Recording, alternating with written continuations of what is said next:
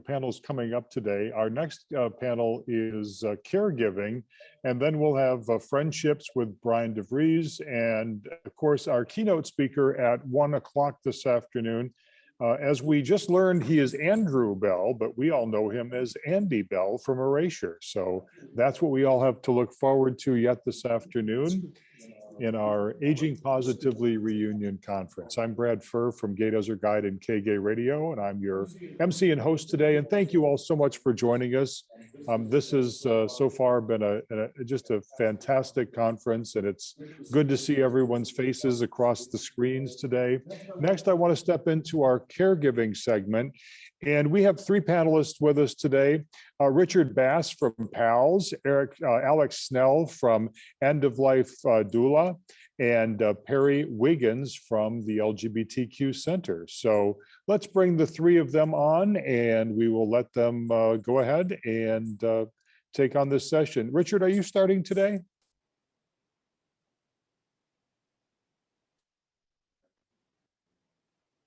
Or is Perry starting? Maybe Perry is starting. I believe Perry was starting. Yeah. All right, Perry, you are listed first, and even though it's out of alphabetical order, Perry Wiggins, we will look forward to your presentation. Thanks. Thank you, Brad. Over the last dozen years, I've had the opportunity to facilitate support groups for caregivers. First, through my job with Alzheimer's Association, and for the last 5 years, a weekly group at the center. The group meets every Friday afternoon, usually with 6 to 8 participants. The group is confidential, so folks can share whatever is on their minds related to their role as caregiver. The experience has sometimes been challenging, but always enriching as I listen to the stories of these tenacious and resilient individuals. The wisdom, empathy, insight, and truth-telling that happens in these settings is both amazing and humbling. I'd like to share a few of the insights I've gained through this rich experience. First, it takes a while for many people to realize or accept that they are a caregiver. They're just doing what needs to be done to make life possible as challenges continue to pop up in their everyday lives. By themselves, these tasks may seem to be simple, helping with dressing, providing a steady arm when someone begins to get a little wobbly, helping monitor the myriad of prescription medications, ensuring they're taken regularly, doing more of the shopping or errands, taking over driving, making appointments, and so on. These are things that you just do because they are necessary, and they make daily living possible in this new normal. Well, if any of this sounds familiar, with apologies to Jeff Foxworthy, you may be a caregiver. Second, as things progress, you may realize that this is becoming more than a full-time job.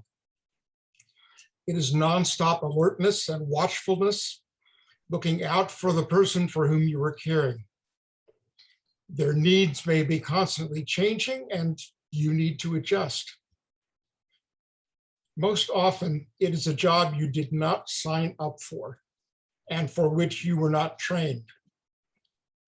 You likely find yourself in this role because of the relationship you share with the other person, whether it be love, commitment, marriage, friendship, family, a promise made. No matter how you got here, every day is both a challenge and a learning experience. Learning how to make this new life livable, but also growing into new dimensions of caring and loving, continuing to learn about each other and about yourself.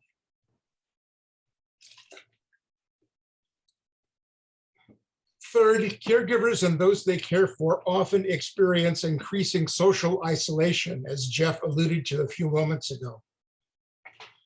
Not only do they not have time or energy to get together with friends or loved ones, oftentimes those persons may feel ill at ease around those who are in a caregiving situation.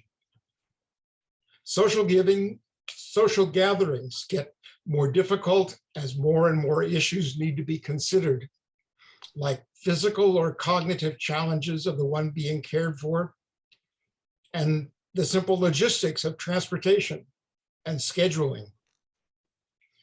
Sometimes people may not want to intrude or may not know what to say or how to help.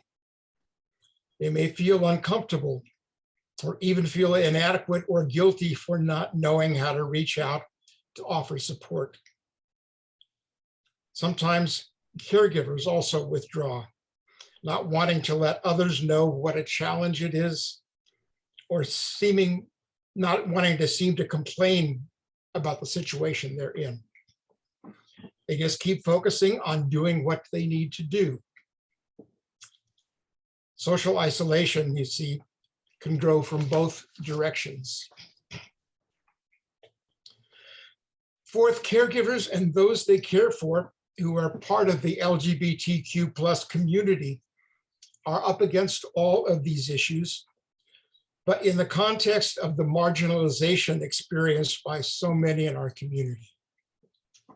Often there is not the network of extended family to share the tasks of caregiving or the planning and decision-making that goes along with it. In addition, unless careful and purposeful planning has been done and legal documents put in place, it is often difficult or impossible for the caregiver to access needed information and resources on behalf of those they care for. Tragically, without this planning, the caregiver, especially LGBTQ plus caregivers, may not be able to make the necessary legal and medical decisions or even participate in those discussions. I believe Richard Bass will deal with this in more detail in his presentation in a few minutes. Finally, caregiving, no matter how willingly or lovingly it is done, takes a toll. The physical and emotional and psychic energy required of a caregiver can be tremendous. Every bit as essential as the vital care provided to another day in and day out. Caregivers need to seek practices and techniques of self-care in order to be able to continue to do all of the things we want to do for the other person. Caregivers need to find ways to have even a brief respite from caregiving. It may be as simple as resuming a regular meditation practice or physical activity. It might be participating in a support group, or perhaps asking a friend or family member to come visit or sit with the person for a while you go out for a walk, have coffee with a friend, or whatever you need to do for yourself. As difficult as they may be to create, caregivers need even brief moments away from the responsibilities and constant vigilance required in their role. And they need to be able to talk about and share the challenges of caregiving. I recently came across a quote that seems to address a number of the recurring issues and themes that I hear expressed in caregiver support groups. In a simple and powerful way, it can be summed up like this: it is not the load that breaks you down, it's the way you carry it. And with that, I'll pass things along to Alex Snell. Thank you so much, Perry. What I'd like to do today is tell you a death story about my friend Gilbert, a man I took care of for 5 years. I think it's a story of a good death. It was my experience with Gilbert that inspired me to become an end-of-life doula. I met Gilbert when he was 87 years old and needed assistance going out to his beach house in Fire Island Pines outside New York City, where he spent his summer weekends for 60 years. We did that together for 4 summers. As his mobility and cognitive clarity declined, I took on a more active role as caregiver. Gilbert's death was the first I would experience close at hand. Not knowing what we were going to face, I asked a classmate from grad school who is a hospice social worker for resources on dying. She referred me to a series of short booklets that her hospice would give to its patients and their families. Written by Barbara Carnes, these simple pamphlets were an incredible resource for me to understand the behaviors and needs of someone who is entering the final months, weeks, or days of their lives. With what I learned, I was able to support Gilbert through the natural process of dying. Having this knowledge prevented so much potential anxiety on my part about what I witnessed and what Gilbert needed. So this knowledge freed me to be a better caregiver. Gilbert had become estranged from his niece, Judy, who was his healthcare agent and power of attorney.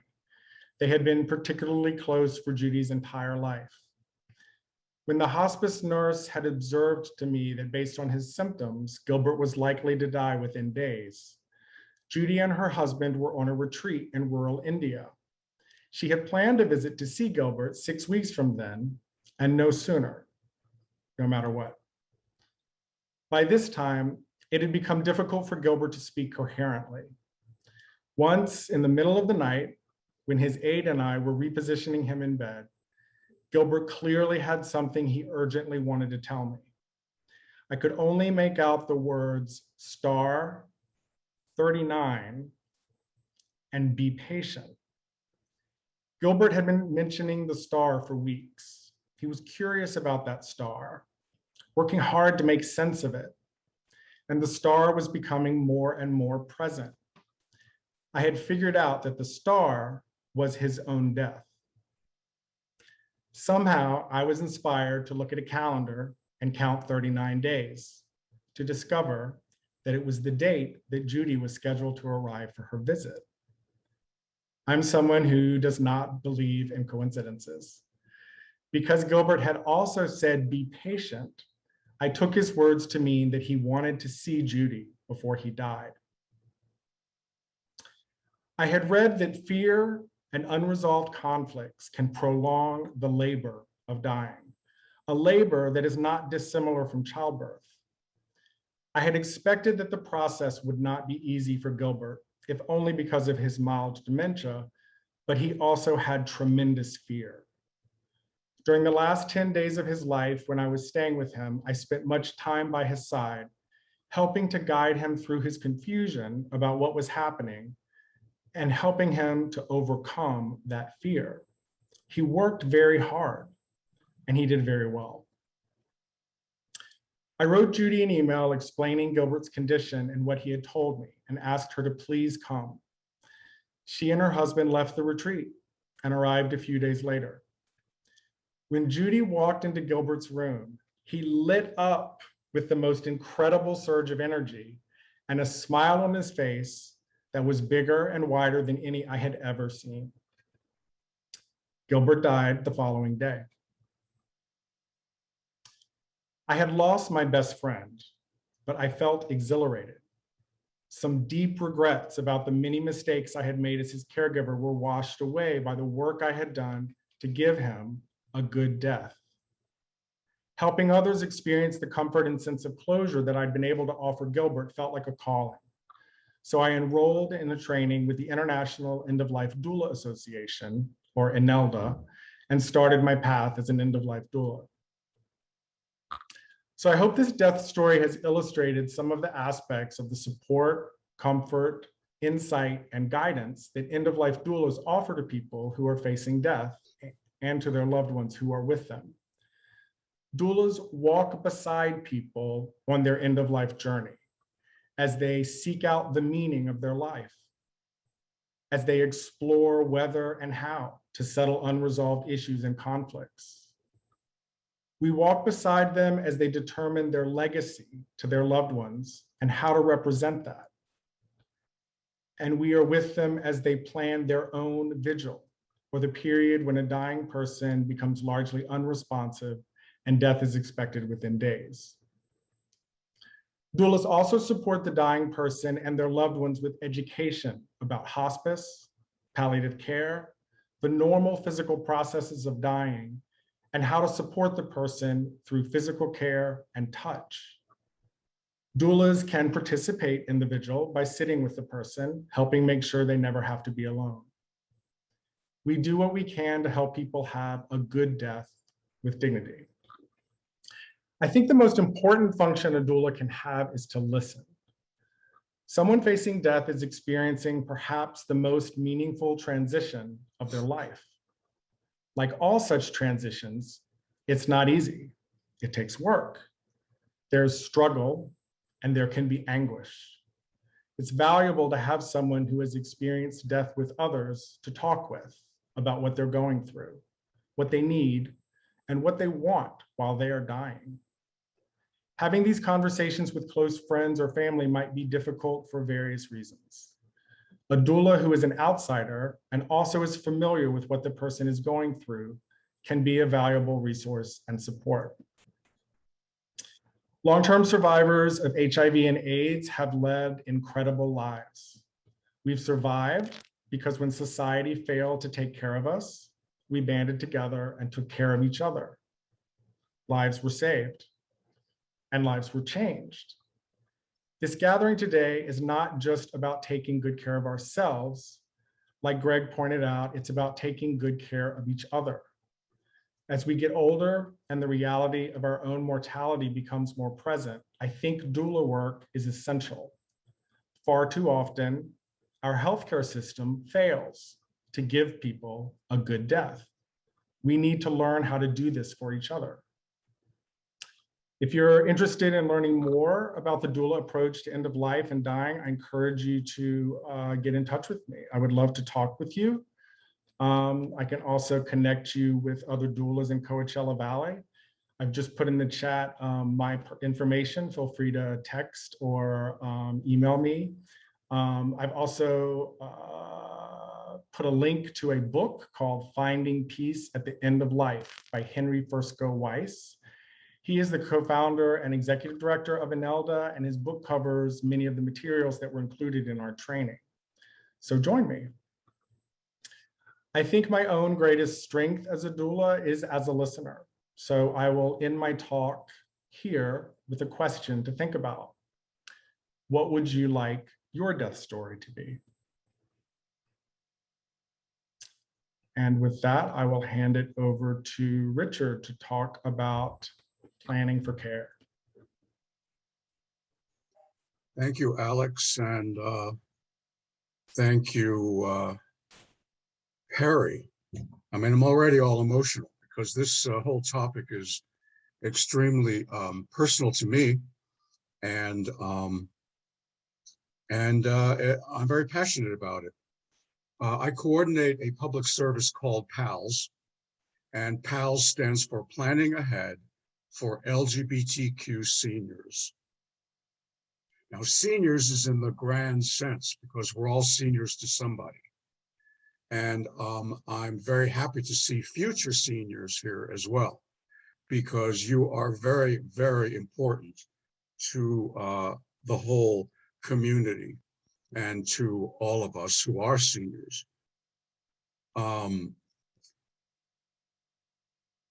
It's what I have to say about caregiving is very simple. Planning ahead, excuse me, I'm getting confused. What I have to say about caregiving is very simple. You have to plan ahead for it. A friend of mine's partner was living for 2.5 years with leukemia. And then one afternoon about 3 o'clock, the leukemia blasted his nervous system and he became paralyzed. They had not had a conversation in those 2.5 years about care if he would need it. And so that's when they began to have this conversation. What do we do now? They were totally alone together. And there was no doula, Alex. I wish they had. I wish I had known what to do at the time. And the death was the antithesis of dignified. I think you can probably imagine. Planning ahead for care requires conversations. It requires conversations with other people and with yourself. I'm sure that many of you, like me, have had quite a few conversations regarding care because we've been living with HIV, especially navigating medical services. But let me expand your mind. Let me stretch your mind. Make up scenarios. For instance, if you fall down at home and you can't get up, what is your plan? Now, some of you may remember the ad right for the clapper, right? Falling down and you can't get up, well, you can turn on the lights. But beyond that, what is your plan?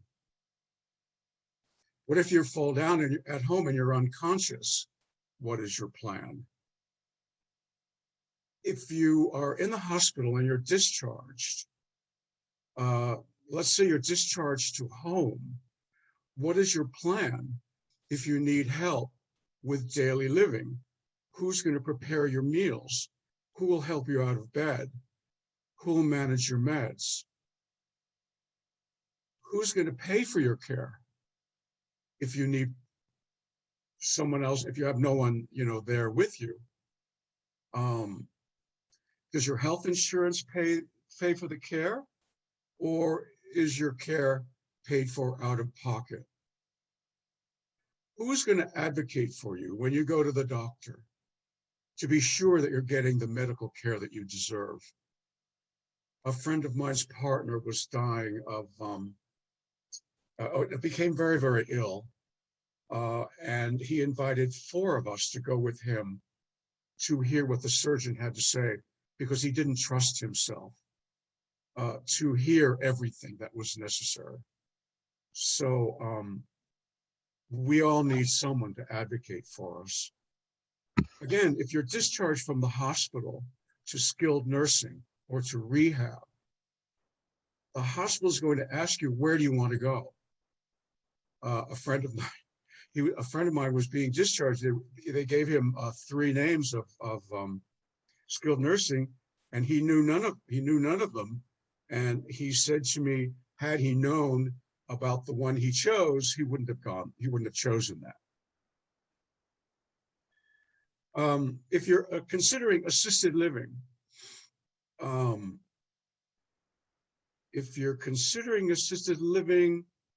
among other things that are important, do you like the food? What if you were to go to an assisted living residence and all of a sudden you hate the food? Well, I say, instead of going to Bongo Johnny's for lunch, arrange for a meal at an assisted living residence. And ask for a tour as well. Sounds weird, but that's all about planning ahead. Are your legal documents set up to respect your wishes if you become incapacitated? Do you need to liquidate assets to afford care? I do have a financial advisor. I was blessed as a teacher and administrator at LA Unified that they matched contributions to an IRA, right? And so, no, my CPA. So one time I went to my CPA recently, actually, and he said, why are you reinvesting your interest and dividends? How old are you? Well, I was 75 at the time.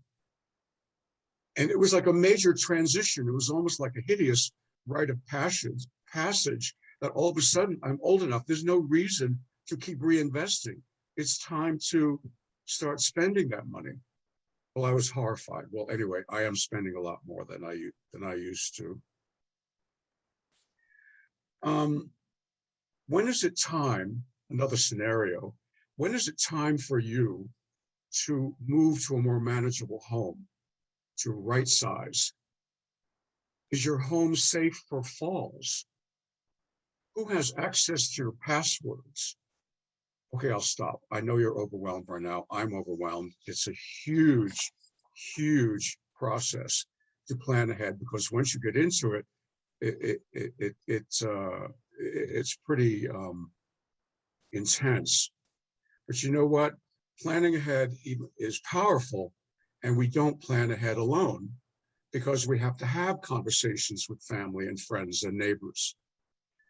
And there's a wonderful byproduct that when you have these conversations, there's an opportunity for the relationship to become enhanced.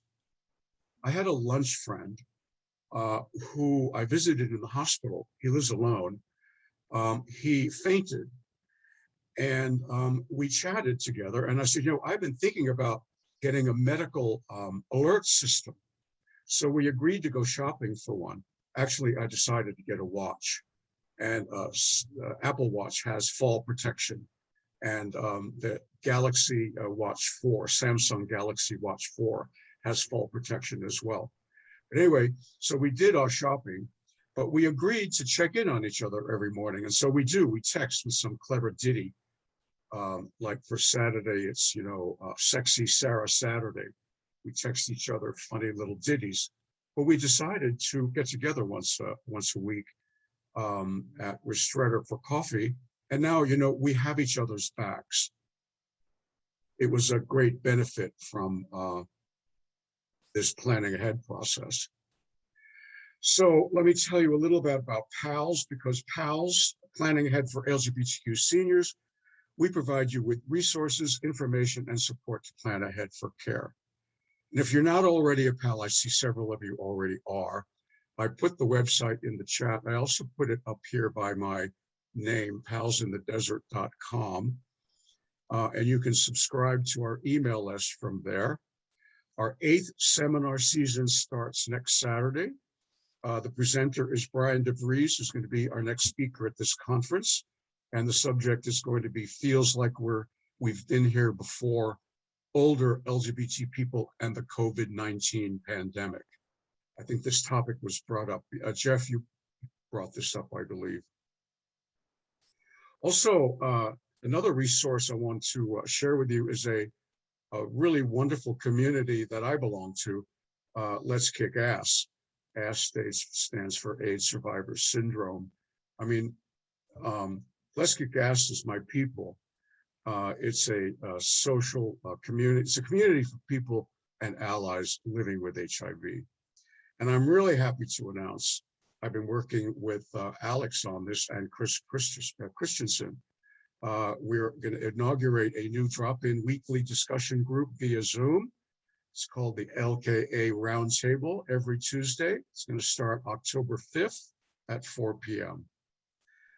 Do we have the lkaps.org? Thank you so much. Okay, so aging positively, that's what we're talking about today. Reducing stress and reducing isolation. As each of you creates your own care network, together we create a culture. We create a community of people who look out for each other. We're in this together, and we will age positively together. It's never too soon to plan ahead. Start today. Thanks.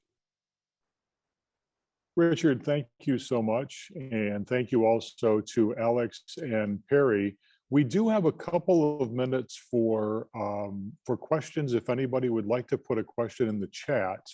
But we did get, Alex, we especially got some wonderful comments on your story and your journey. And I know I was personally moved by it, and many others were as well. So thank you so much for sharing that.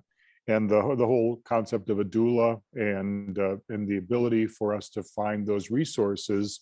I know I've copied and pasted those into a note myself today. Brett Klein, who's part of our committee here, also put something in the chat that Google Passwords can be downloaded. Just make sure that you keep that file safe. Let's see if there are any other questions here. A lot of kudos here. And then Richard, there was a question, are there podcasts available with PALS? Have you done any podcasting? No, we haven't planned ahead for podcasts, but on our website, we have archived several seminars that we've recorded and some presentations by PowerPoint. Okay. We may have to have you on the I Love Gay Palm Springs podcast, because I think this would definitely be of interest to our community. All Hey, right, Brett. Richard. Yes. I just wanted to mention too, Richard didn't bring it up, but they hold regular death cafes where there's conversations about death, which I think are very beneficial to open that dialogue and get the conversation going. And Richard has normalized that in so many ways through the Death Cafe. And I just want to a little shout out, kudo to Richard and his group for doing that. Thank you, Candace. We also have a weekly PALS Cafe with various topics every Wednesday at 4 p.m. So, you know, we may be virtual, but I mean, the connection, we have connections, we have global connections with each other. It's very, very powerful. We have to think about that when we go in person. So Richard, it looks like there's also a question about the information about the new Roundtable Weekly group. Is that something, have you talked about that, or is that something different you've not talked about yet? No, that's a new discussion group sponsored by Let's Kick Ass. So get on the website and be sure that you're subscribed, and we will send you the announcement. It begins October 5th. There'll be an announcement in the newsletter. So if you're subscribed to the LKA newsletter, you'll get that announcement. Yeah. LKAPS.org is the website to go to. That's in the chat as well as all those resources. So if you are on the presentation today and you scroll up a little bit, there's a lot of great information. You can just copy and paste that. And one little thing to the right of your chat, down at the bottom, there are 3 little dots. And at any time, if you have to leave, or at the end of our presentation today, you can click on those 3 little dots, and there's the ability to save the entire chat conversation. That'll get saved into a text file. It goes into your Zoom files, but it is something that could be very valuable in terms of keeping all the resources together at the end of our presentation today. So again, next to where you can message somebody in chat, where it says to everyone, there's a little smiley face. You can put emojis there.